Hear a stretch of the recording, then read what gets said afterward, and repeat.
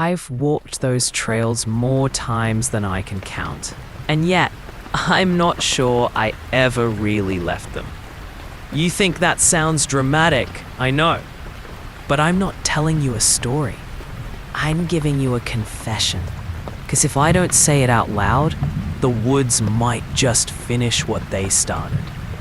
And if you've ever set foot in the backcountry of Michigan, deep, not the postcard stuff, you'll want to hear this before you lace up your boots again. I've been a ranger here for 9 years. Same station, same jurisdiction. I was the guy with the map tucked into his pocket, the one who knew every cut, ridge, switchback, and campsite. At least, that's what I thought. But I don't trust the maps anymore. They don't matter. The trails, they don't remember us. Not for long. It was late September when the first hiker went missing on my watch. A kid, 22, wiry, cocky. Backpack still shiny, boots not even broken in. Said his name was Justin. I checked him in, gave him the usual warning about sudden weather, told him not to leave the marked path. He laughed and said, "I'll be fine, Ranger. It's just trees." That was 3 years ago. His body was never found. I told myself the forest swallowed him, same as it's done to plenty of others. Ravines, bears, exposure. You don't come out of that alive if you screw up. But here's the thing that still gets me. The trail logbook at the south lot where hikers sign in and out, his name was gone the next morning. Not crossed out, not erased, just gone. Like he'd never written it. I thought maybe I was tired, maybe I imagined it. But the pen mark in the log skipped right over where his name should have been. Like the paper itself forgot him. And that was only the start. See, the trails here, they move. Not in a way you'd notice, not at first. You'll think you're making good time. You'll swear the creek should be on your left. And then you'll hear it rushing somewhere ahead. Paths bend when you're not looking. Forks appear that shouldn't exist. And if you take one, no, I'll get there. That first week after Justin, I told myself I'd keep watch closer. Walk the trails every night if I had to. So I started with the Old Birch Loop, a simple 3-mile circuit. I left just before dusk, flashlight clipped to my belt, radio on my shoulder. The trees were thin at first, birches flaking like pale skin in the fading light. But once the sun went down, I noticed something. My boots crunched gravel that hadn't been there before. I stopped, crouched down, rubbed it between my fingers. It wasn't gravel, it was ash. Black, fine, clinging. I looked up and realized the trees weren't birches anymore. Their bark was dark, brittle, scorched. And yet, I hadn't turned, not once. I remember whispering, "This isn't the loop." My voice just disappeared between the trunks, like the forest swallowed it whole. I know what you're thinking. Maybe I lost my bearings, but I'm telling you, I could smell the burn. I could taste it, dry, acrid, like breathing through a chimney. The air hummed, too, a faint vibration under my ribs, the way you feel a far-off train. That's when my flashlight flickered. Not out, not dead, just weaker, like it was straining. Then came the footsteps. Not behind me, not ahead, beside me, pacing me. I froze. My breath steamed in the cold. I angled the light to the side and nothing. Just a wall of blackened trunks, stretching on and on. But the sound kept in rhythm with mine, shuffling when I shuffled, stopping when I stopped. I thought about calling it in on the radio, but my fingers wouldn't move. It felt like if I spoke too loudly, whatever was there would know I could hear it. So I kept walking. One step, then another. My knees trembled with every crunch of ash. The footsteps matched me perfectly, like an echo, except it wasn't an echo. Echoes don't breathe. Because I swear, between those steps, I heard it inhale, slow, wet, like lungs full of tar. When the loop should have curved back toward the lot, I saw something else instead. A light. Not the pale glow of a ranger station bulb. Not a headlamp. It was fire. A single flame, hovering low to the ground, swaying like it was carried by someone's hand. I should have turned around. I should have run. But the trail beneath me tilted ever so slightly, pulling me forward, and the flame bobbed, waiting. You've never felt true dread until the woods themselves lean you towards something you don't want to see. I forced myself to stop, dug my heels into the ash. For a second, it worked. The tilt disappeared. My flashlight steadied. But then, right behind me, something whispered. Just one word. It said my name. And when I spun around, there was nothing there. The beam of my flashlight carved the ash-gray path behind me, trembling in my hand. Empty. Just trees, brittle, dead, leaning at odd angles like broken ribs sticking out of the earth. No figure, no face. Just the hollow stillness of a forest that should not have existed. But I swear, I felt warm breath against my ear as I turned. Not wind, not my imagination. Breath. You've had that moment, haven't you? Where your skin crawls before your mind catches up? Where your body knows something's wrong before your brain allows it? That's what it was. My instinct screamed at me, "You are not alone." I staggered back, almost dropping the light, and aimed it low. No footprints in the ash, but mine. No shadow except the twisted trunk shapes, stretching long and wrong. Still, I whispered into the radio. "Bass, you copy?" Static. Not silence, static. Like something was chewing on the signal. A faint, wet crackle, punctuated by what might have been voices, except they were too low, too overlapping, like a dozen people murmuring underwater. I shut it off. I had to, because the longer I listened, the more I thought I recognized one of the voices. It sounded like Justin. That snapped me. I forced my legs forward, flashlight jittering, telling myself, keep moving, get out. This isn't real. It can't be real. Every few steps, I glanced behind me, expecting to catch the shadow of whoever whispered my name. But the forest stayed stubbornly empty, until the flame moved. It drifted further up the path, swaying slow and taunting, like it wanted me to follow. I don't know if curiosity pulled me, or if the ground itself guided me forward.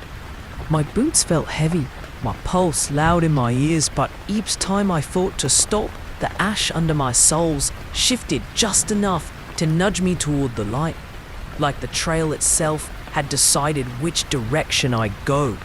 And that's when I realized something that made my stomach drop. The trail markers were gone. You don't understand how impossible that is. Those markers are nailed chest-high to trees every few hundred feet. Bright, reflective, impossible to miss. And yet, I hadn't seen one in half a mile. The forest had stripped them away. That was the first time I felt small, truly small. Not a ranger, not a man, just prey in someone else's maze. The flames stopped. hovered at the edge of a clearing. I stepped into it, expecting open space, but it was more like a scar in the forest. The trees bent outward in a rough circle, all blackened, all brittle. And in the center was a pit, not natural, not erosion. A dug pit, wide and deep, filled with ash. The flame hovered above it like a lure. I edged closer, my throat tight. My light cut across the pit and caught something pale. At first, I thought it was a stone. Then I saw fingers. A hand, curled and stiff, half buried in the ash. I almost fell forward. My whole body jolted back as if I'd touched a live wire. It wasn't just one hand. The pit was full of them. Hands, arms, fragments of faces, all pale, all frozen, all half swallowed by ash. Like the ground had digested them partway and stopped, and the flame bobbed lower as if it were pointing. I whispered, "Don't ask me why." "Justin?" That was when the ash in the pit shifted. Not from wind, from movement. A shape began to rise, slow and deliberate, pushing the pale fragments aside. I couldn't breathe. I couldn't move. I just watched as something climbed out. It was tall, but thin to the point of breaking. Skin stretched wrong over bones, face blank where features should be. And the worst part, its chest glowed, faint orange, like embers inside, pulsing in rhythm with its breath. It lifted its head toward me, though it had no eyes, and inhaled. The glow brightened, and all around the clearing, I heard the footsteps again. Dozens this time, circling. I bolted. I don't even remember choosing a direction. I just ran. Branches tore at my arms. My flashlight bounced wildly. The radio thumped against my side. I didn't care. The forest blurred into streaks of black and gray. I only stopped when I hit water. A creek, cold, fast. My boots splashed in, and I nearly toppled from the sudden chill. My lungs burned, my throat raw. I spun, flashlight cutting through the trees. Nothing, no flame, no figure. Just the rushing water and the distant hiss of leaves. For a moment, I thought I'd imagined it all. That I'd panicked, hallucinated, that I'd lost my grip. But then I looked down. Ash floated on the water. Thin, black strands, carried by the current. And in the mud at the creek's edge, footprints. Not mine. Larger, bare, pressed deep, leading into the water and vanishing. I collapsed on the bank, shaking. I told myself, stay here until morning. Don't move. Let daylight fix it. I even dug my fingers into the dirt to anchor myself, whispering out loud just to prove I was real. That's when I heard it again. Not footsteps this time, not whispers. It was the logbook. I swear to you, I heard the sound of a pen scratching across paper. And when I looked up across the creek, I saw a wooden post, standing alone in the dark, with a box nailed to it. A trail register. But there wasn't supposed to be one here. And the lid was already open. I should have turned back. I should have stayed by the creek. Let the current wash away the ash. Let the night swallow me until the sun came to break it. But that scratching sound, steady, deliberate, unmistakable, dug under my skin. You've heard someone write before, right? The scratch of a pen across paper has a rhythm, almost a breath of its own. That's what I heard. even though the box was 50 feet away across the water. My flashlight trembled as I lifted it, beam catching the wooden post. The register box was weathered, dark with rot around the edges. But the lid, it was propped open, swaying faintly like unseen fingers had just let go. The sound stopped. I knew I should look away. But if you were me, would you? Could you really ignore it after what I'd already seen? I splashed across the creek. The water clutched at my ankles, ice biting through my boots, but I didn't care. My focus tunneled on that box, on the promise of an answer, even if it killed me. When I reached it, I noticed something strange. The wood wasn't just aged, it was scorched, blackened around the edges, like it had been through a fire decades ago. Yet the padlock was intact, shiny, new, and the register book inside was open. I leaned closer, breath fogging the air. The flashlight beam revealed the page. Names, dozens of them, scribbled in shaky handwriting. Some fresh, some faded, stacked line after line. But every single one had the same date, September 18th. Not just this year, every year, going back decades. And then I saw my own name, Ranger Daniel Reeves, written in my handwriting. Tonight's date. I hadn't signed in. My legs weakened. I gripped the post to steady myself, heart hammering in my throat. My eyes darted over the page, searching for reason, for some trick of memory. But the ink was still wet. My name glistened under the light, fresh as if I'd just put pen to paper. Then the next line began to form, right in front of me. The pen wasn't there. No hand guided it. But the paper indented, the ink flowed, and letters crawled into existence. Justin Moore. My chest locked. I staggered back, almost falling into the creek. The air grew heavy, pressing on my ribs, and I heard it again. The footsteps, but not circling this time, approaching. From the trees behind the post, I swung the flashlight. The beam hit trunks, undergrowth, mist curling low over the ground.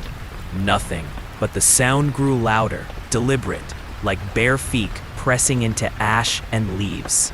Justin! The word tore from my throat without permission. The footsteps stopped. The forest went silent, so quiet I could hear the blood rushing in my ears. And then I heard my own voice. Justin! Echoed back to me. Same tone, same crack of fear. It wasn't an echo. It was too sharp, too exact, too close. I gritted my teeth and shouted, Who's there? Silence. Then, in the dark between the trees, a shape shifted. I caught only fragments, pale arms too long, a torso that flickered with faint orange light beneath the skin. My beam tried to hold it, but the thing melted back into shadow with every sweep, never fully there, never fully gone. And then the logbook snapped shut, loud, final. I jumped, whipping the light back to the box. The lid had slammed down. The padlock clicked shut without a hand touching it. The scratching resumed. Got inside the book this time. Behind me, I spun. The sound came from the creek bank, from the mud where my footprints still sank deep. Something invisible was dragging a pen across the earth, carving letters into the dirt. My light caught them as they formed. Run! I didn't hesitate. I sprinted upstream, mud spraying, lungs searing. Branches clawed at my face. The creek roared beside me, and all the while, the footsteps returned. Keeping pace, closer each second, I pushed harder until my vision blurred. My thighs burned. chest tore open with every breath. But still I ran, because that word in the dirt wasn't advice, it was a command. At some point, the water noise faded. The trees closed in. I realized the creek had vanished, though I'd never left its side, just gone. Replaced by a narrow trail lined with leaning pines that all bent toward me, branches scraping, low overhead, like fingers combing my hair. I slowed, gasping, light jerking across twisted trunks. No creek, no familiar landmarks, just another trail where none should be. That's when the forest changed again. The pines grew darker, needles falling like black snow. The air thickened with the stink of wet soil and rot. And ahead of me, in the distance, a lantern swung. It dangled from a post at the trail's end, yellow glow cutting through the mist. I staggered toward it, desperate, whispering to myself, "Oh, Ranger Station, it has to be." But as I drew closer, my hope rotted. The post wasn't wood, it was bone. A femur driven into the ground, cracked at the joint. And the lantern wasn't a lantern. It was a skull, hollowed, glowing from within, firelight spilling through the eye sockets. I froze, bile rising in my throat. Behind me, the footsteps stopped again. Too close. I didn't turn. I couldn't. Every nerve screamed at me to stay still, not to give it the satisfaction of seeing my face. And then a voice, my own voice, whispered from the dark, "Daniel, you forgot to sign out." I've never hated my own voice until that moment. Hearing it leak from the trees behind me, low and perfect, was like listening to a recording of myself made by something that shouldn't exist. I forced myself to turn. Slowly, the beam of my flashlight cut across the trail, shaking in my grip. At first, nothing. Just mist, ash, the skeletal pines leaning too close. Then, movement. It stepped into the light. Tall and emaciated, bones pressing like knives against stretched skin. Its face was almost mine. Almost. But the details were blurred. Features smeared like wet paint. And deep inside its chest, that same ember glow pulsed with every ragged breath. It tilted its head, opened its mouth, and my own words spilled out. "You forgot to sign out." Not just the words, but my exact tone, my exact cadence. Hearing myself thrown back at me, spoken by that thing, made my knees weaken. I raised the flashlight higher, as if brightness could burn it back. For a heartbeat, its skin bubbled under the beam, like wax too close to a flame. But then it leaned closer, and I realized the light wasn't hurting it. It was feeding it. The ember in its chest burned brighter, orange veins crawling up its throat like fire under skin. I snapped the light off. Darkness swallowed me whole. For 1 second, I thought I'd killed myself. No sight, no bearings, just the hiss of breath in the mist. My thumb hovered over the switch, trembling, but I couldn't bring myself to flick it back on. Because I could hear it, not moving, breathing. Right in front of me, I stumbled back, nearly tripping over roots, and that's when I felt it. The ground sloping down beneath my boots. I slid, tumbled, dirt and needles scraping my arms, the world rolling. My flashlight clattered against rock, sparking once before dying completely. When I stopped, gasping, I realized I was somewhere else.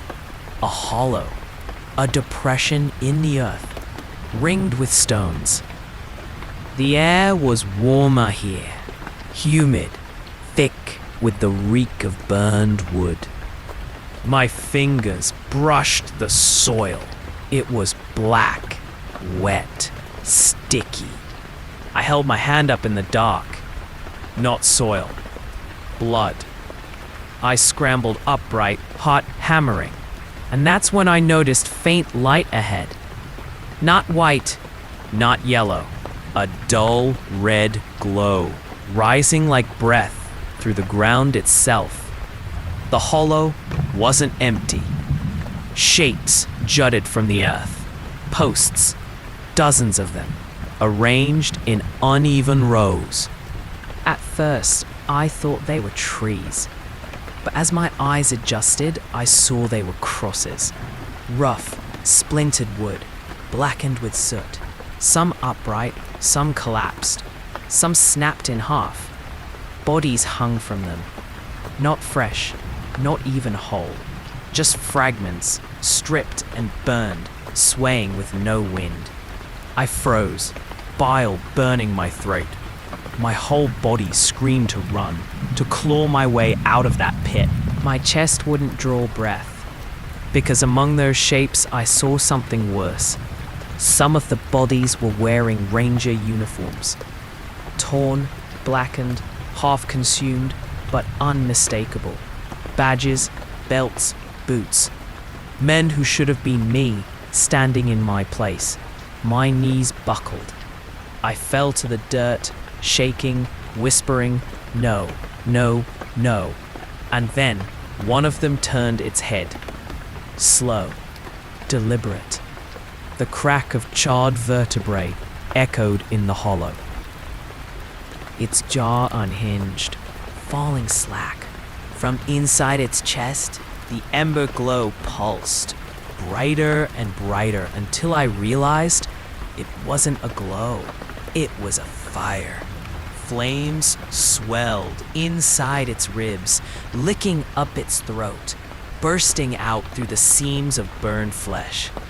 One by one, the others followed, torsos igniting, hollow sockets burning like lanterns. The hollow lit with firelight, and in that glow, I saw them all turn toward me. And they began to step down from their crosses. I stumbled back, hands slipping in the blood-soaked dirt, eyes wide with horror. My voice tore from me in a broken whisper. What do you want? They answered together, voices fused, not their own, mine. To remember. The earth shook under their steps as they closed in. Heat scalding my face, smoke clawing my lungs. I turned, scrambling, searching for an exit. The walls of the hollow stretched high, too high, shadows writhing across the rim. And then I saw it, a narrow path cut into the wall, just wide enough for me to climb. I didn't think. I ran. My boots slipped on loose stone, hands tearing open on jagged rock, but I climbed. Behind me, the air split with the crack of fire and bone, the sound of too many bodies dragging themselves free. I clawed upward, chest heaving until my fingers caught the rim. I hauled myself over, collapsed. The firelight still burned below, but the trees ahead were different. Not charred, not dead, green, alive. For one delirious moment, hope surged through me. Maybe I'd broken free. Maybe I'd finally left whatever nightmare the forest had conjured. But then I saw the sign. A wooden post, weathered, familiar. Old birch loop. 3 miles. The same trail I'd started on, except the letters weren't carved. They were burned. And beneath them, freshly etched into the wood, was my name, Ranger Daniel Reeves. I just stood there, staring at my name burned into the trail sign. My throat tightened until I couldn't swallow. like the forest itself had gripped my neck. That sign wasn't supposed to exist anymore. The old birch loop marker had been replaced years ago after vandals knocked the original down. But this one, blackened, seared, with my name carved into it, was old. Older than me. Older than anything I should have been able to touch. I pressed my palm to the letters anyway, as if to prove they weren't real. The wood was warm. Not sun-warm, fire-warm. My own name pulsed beneath my skin. I tore my hand away, whispering, "I don't belong here." The forest disagreed. The air shifted. A wind slid through the trees, carrying the sound of whispers. Dozens, hundreds, blending until I couldn't tell if they were inside my ears or my skull.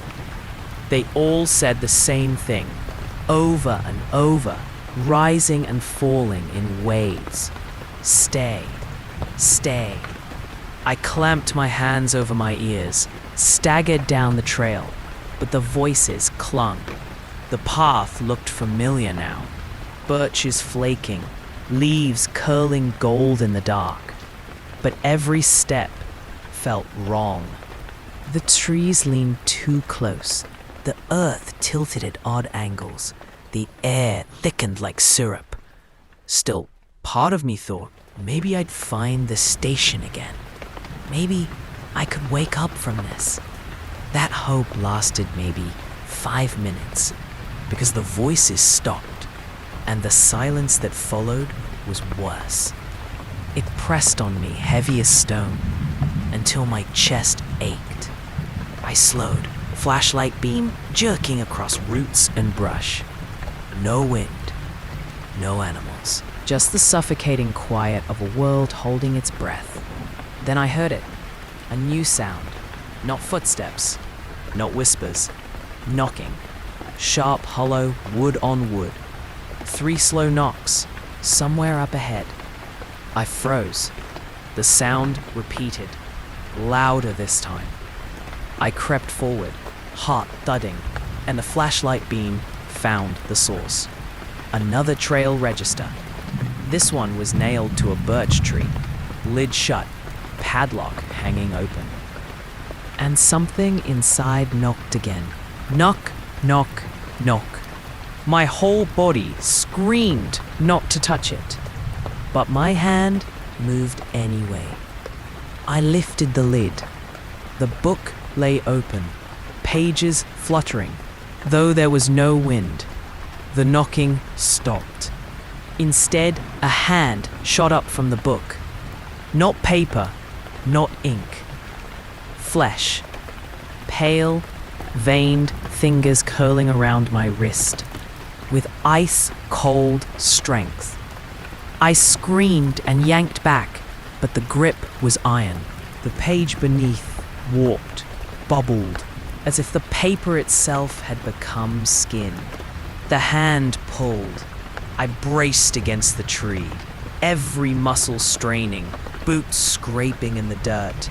The pages writhed, dozens of pale arms pressing through, clawing, reaching. Faces bulged under the paper, mouths opening in silent howls. And then, as suddenly as it began, it stopped. The book went still.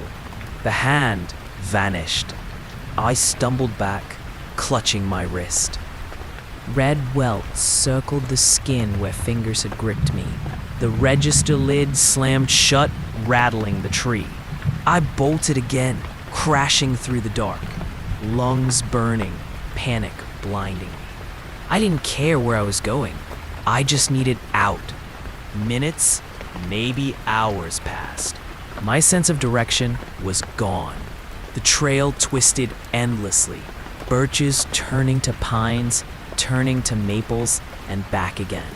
It felt like the forest was cycling me through itself, over and over, feeding me illusions until I couldn't tell which trees were real anymore.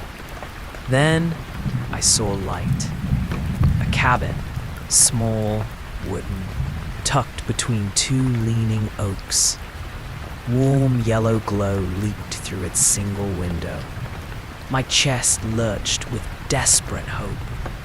I staggered closer, whispering, "Please, please." The door was ajar. Inside, the fire crackled in a stone hearth. A table sat in the center. A chair pulled out as if someone had just risen. And on the table, a logbook. I froze in the doorway, sweat dripping down my temples, breath ragged. The book was open to the same page I'd seen by the creek. Names stacked line after line, each date the same. But this one wasn't writing itself. A pen lay neatly beside it. And in the chair, half turned from the table, sat a man, a ranger. Uniform ragged, badge tarnished, face hidden in shadow. His chest rose and fell shallowly, as if he were asleep. I whispered, "Sir?" No response.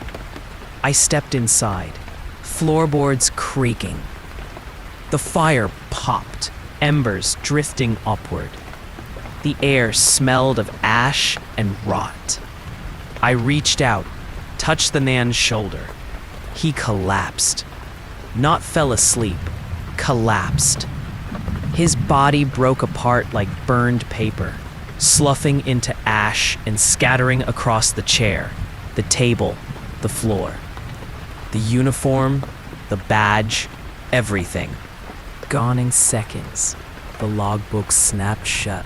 The fire died, and in the sudden dark, I heard breathing. Not in front of me, behind me. I turned slowly. The cabin door was shut, and in the window's reflection, I saw my own face staring back. Except the reflection wasn't moving with me. It was smiling. The reflection grinned at me, teeth bared, though my lips were trembling shut. My heart punched my ribs so hard I thought it would break through. I stumbled back, knocking into the table. The logbook slid to the floor with a heavy thud, its spine cracking open on impact. Pages flipped in frantic bursts, too fast for wind, too fast for reason. They stopped on a blank sheet. Ink began to spread across it. Not writing this time, not names, a face. My face, drawn in strokes of black ink, too detailed, too sharp. Every line of fear etched into paper. Every wrinkle, every bead of sweat. I backed away as the page darkened, as the ink mouth opened wider, wider, until it was nothing but a gaping black hole. And then I heard it, whispering from inside the page, my own voice, begging, "Get me out. Please, get me out." I kicked the book shut, chest heaving, but the whisper didn't stop. It came from the floorboards, from the walls, from the air itself. Every direction, every echo of me calling out to myself. The reflection in the window twitched. Its smile cracked wider, skin splitting at the corners until its jaw dangled loose. Ember light swelled behind its eyes, bleeding through the sockets like fire cressing through thin cloth. The window shattered, not inward, outward. Glass exploded into the night as the reflection lunged free, tearing itself from the pane. It stood there, my height, my shape, but wrong. Too long in the arms, skin stretched thin, chest glowing with the same ember pulse as the others. And that smile, still there, still mine, wider than bone should allow.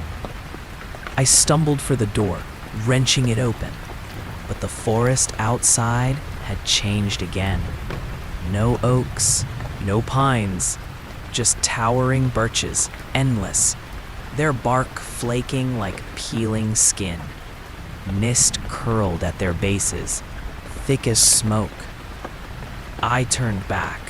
Empty cabin. No fire, no chair, no table. Just four walls and a floor blackened with ash. The reflection was gone. I stepped into the trees, pulse roaring, and realized something worse than its presence. I couldn't hear anything anymore. Not footsteps, not wind, not my own breathing. Silence so complete, it pressed against my skull until my ears rang. I clapped my hands together just to prove sound still existed. Nothing, not a clap. Not even a whisper of skin. It was like the forest had swallowed sound whole. I don't know how long I wandered like that. My flashlight flickered with every step, weaker and weaker, until I was walking through dim gray haze. Every tree looked the same, every direction folded back on itself, and then, faintly, sound returned.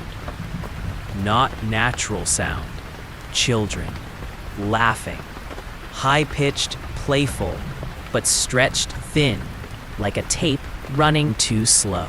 It drifted from deeper in the mist. I should have turned away.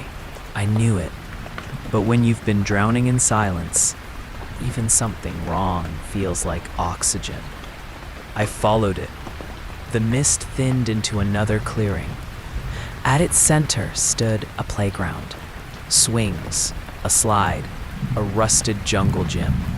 All coated in ash, unmoving, though the laughter still rang. Chains rattled, but no children sat on the swings.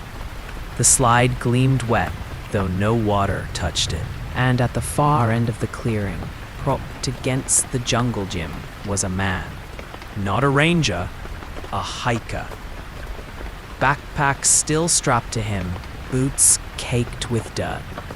His head lolled to the side, chin resting on his chest. I rushed forward, dropping to my knees beside him. Hey, wake up. My voice cracked.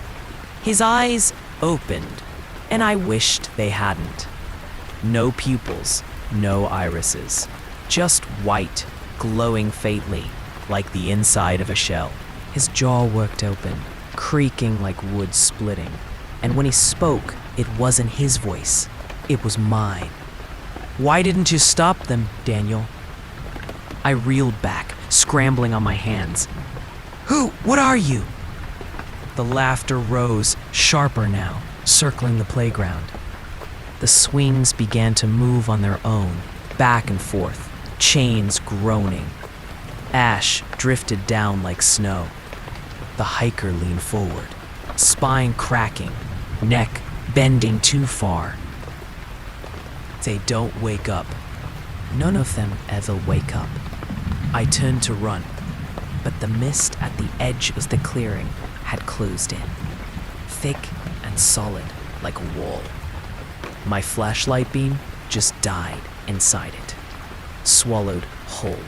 Behind me, the hiker stood, his body jerked like a marionette pulled on crooked strings.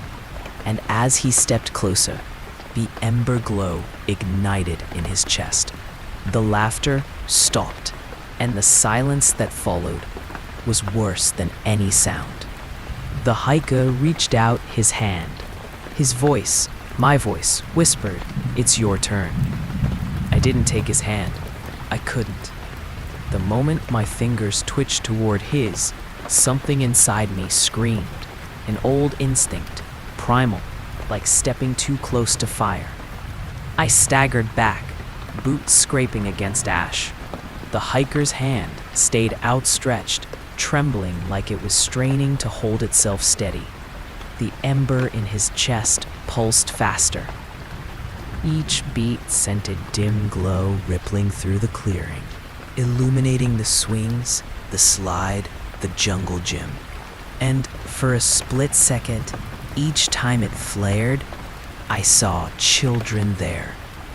They weren't laughing now. Dozens of them, pale, wide-eyed, perched on the swings, crouched on the jungle bars, faces streaked with dirt and ash. Their mouths hung open, lips cracked, but no sound escaped. Not laughter, not crying, just silence. The glow flickered out, and they were gone. But I knew they weren't gone. The hiker stepped closer, jaw clicking. "Your turn," he whispered again. And I realized with horror that his lips weren't moving. The words poured from the ember itself, the glowing hollow inside his chest. I bolted. I didn't care where. I slammed myself into the mist wall, arms flailing. It burned. Not like fire, like ice so cold it peeled skin from bone. I screamed and jerked back, clutching my forearm. My flesh blistered where the fog had touched. The laughter started again, louder now, but not children's laughter, my laughter. Echoes of my own voice splitting into dozens, circling me in the haze. I dropped to my knees, hands pressed to my ears, but it didn't help. It wasn't sound anymore. It was inside me, like the forest had rewired the way my skull worked. You know the trails don't forget, Daniel. You know they never really leave. You've walked them too long. The voices overlapped, crowding each other, until it felt like my own throat would tear from inside. And then, silence again. When I opened my eyes, I was no longer in the playground. I was in the cabin. The fire crackled in the stone hearth. The logbook sat on the table, shut tight. The window was whole again. I staggered upright, every nerve raw, every inch of skin prickling. My forearm was still blistered. That was real. But the cabin wasn't. Because in the chair by the fire sat me. Not the reflection, not the stretched shadow, me. Same clothes, same hair, same torn knuckles. He sat with his elbows on his knees, staring into the flames like a man deep in thought. I whispered, "What are you?" He didn't look up. "You know." I edged backward toward the door. "No, I don't." My double lifted his head. His eyes glowed faintly, the same ember I'd seen in the hikers. But the smile wasn't twisted this time. It was weary, almost sad. We don't leave.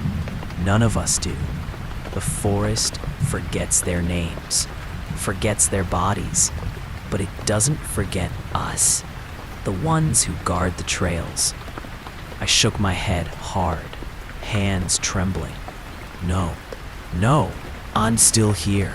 I'm alive. He stood, slow, deliberate, his boots whispering across the floor. So were the others, at first. I grabbed the door handle and yanked. It didn't budge. I threw my shoulder against it, wood rattling, but it might as well have been stone. My double just watched, head tilted, that ember glow growing brighter in his chest. You felt it, haven't you? The way the trails fold, the way sound vanishes, the way the air burns. His voice dropped low, almost a whisper. You've already crossed. You just haven't admitted it yet. I spun to face him. I don't believe you. He smiled, soft and terrible. You will. The fire flared high, orange bleeding into white, filling the cabin with unnatural heat. The logbook flipped open on the table, pages rattling until it landed near the back. Not blank pages this time. Names. Hundreds of them.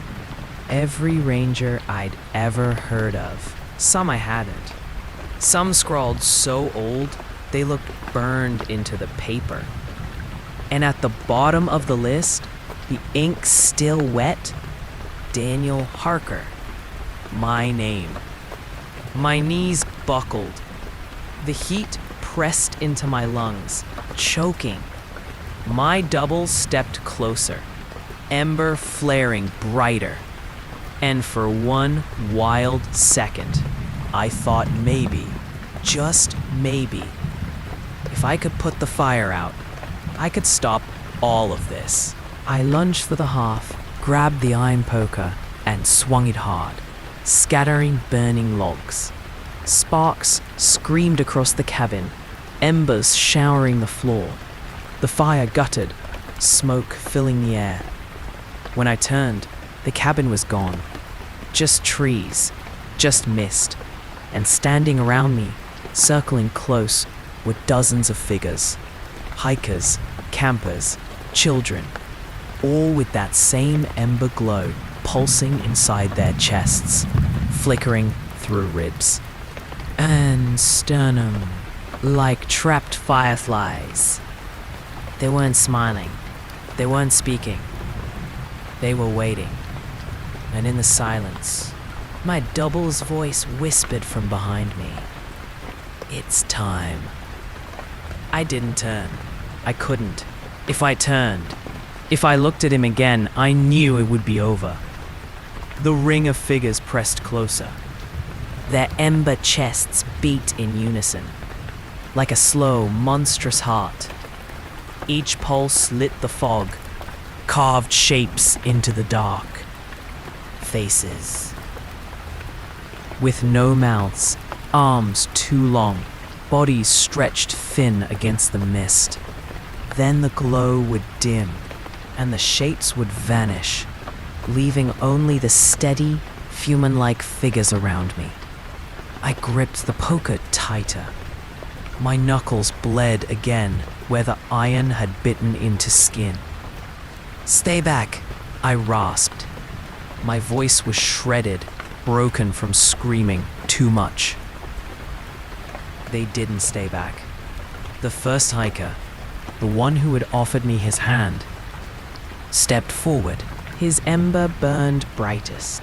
It pulsed faster, syncing with the beat of my heart. Every time it flared, my ribs ached like the fire was inside me now.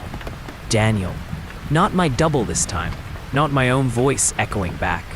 This was the hiker's lips moving, his throat scraping.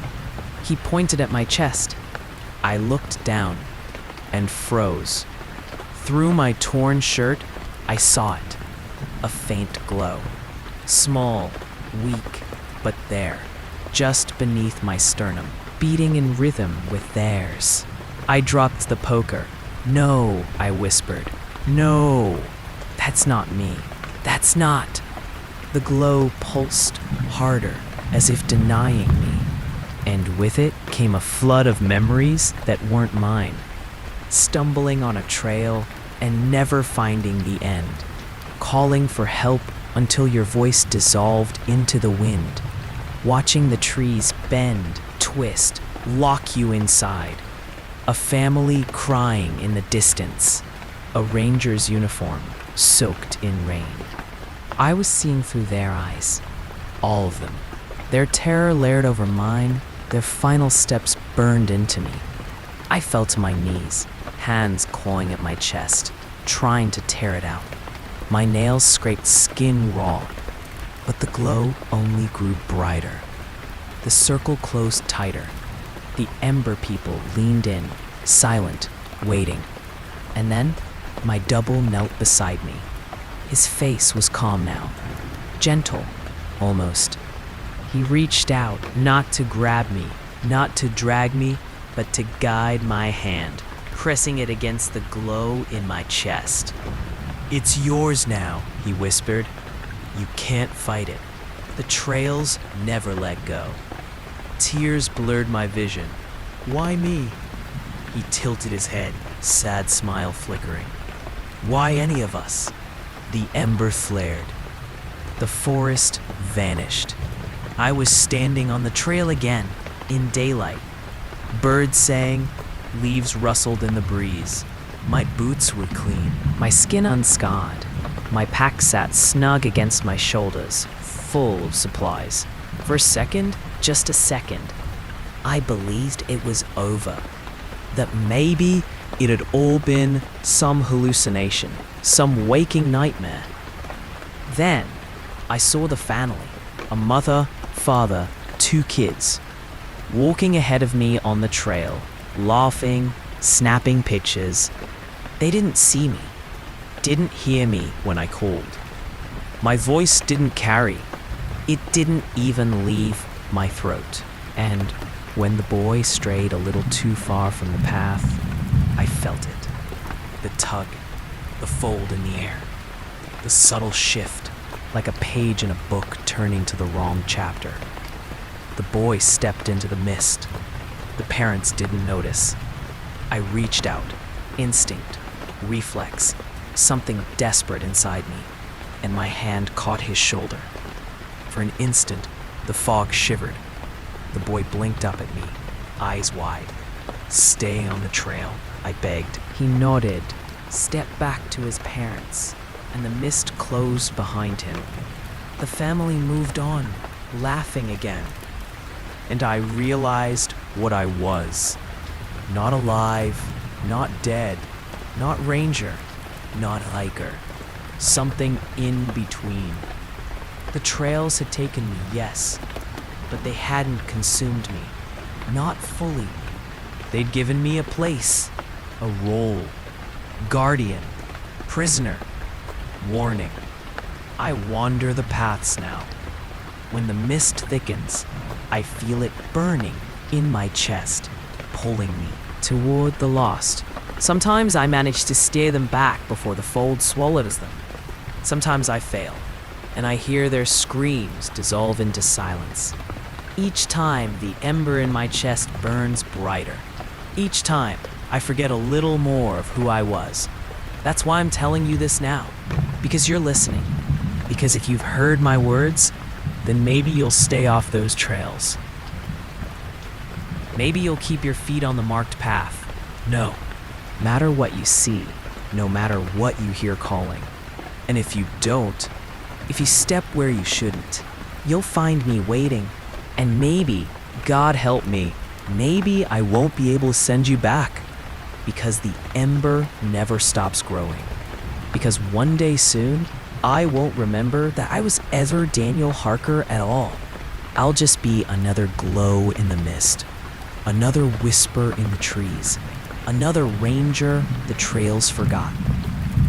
So if you ever walk the forests in Michigan and the trail suddenly feels longer than it should, don't look back. Because if you do, you'll see me. And by then, it will already be too late.